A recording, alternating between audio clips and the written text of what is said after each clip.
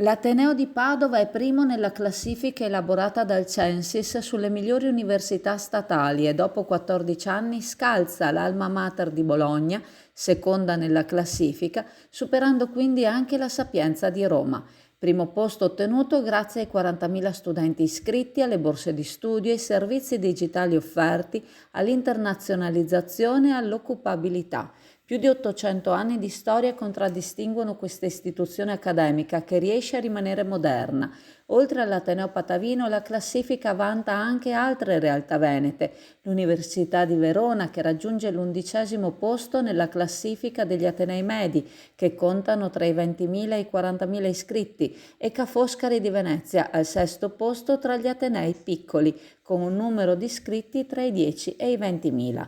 Risultati per cui il presidente della Regione Veneto Zaia ringrazia i rettori, i docenti e tutti coloro che lavorano negli ambienti accademici veneti. Orgoglioso l'assessore regionale allo sviluppo economico Marcato, anche perché Padova è la sua città. I suoi complimenti sono per la rettrice Daniela Mappelli e sottolinea in particolare per l'eccellenza della ricerca e l'innovazione che ha reso l'Ateneo Patavino fondamentale partner in numerosi progetti di ricerca con il coinvolgimento delle imprese.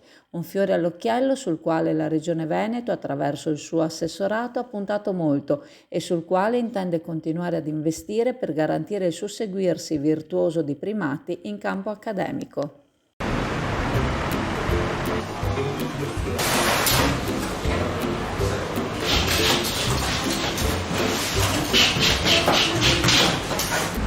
Ciao a tutti, allora Leo è ritornato, è una delle pizze più buone di Chioggia, sono la più buona rispetto agli altri amici pizzaioli che ci sono e niente, ogni tanto un po' di pizza fa bene, si mangia dolcissima,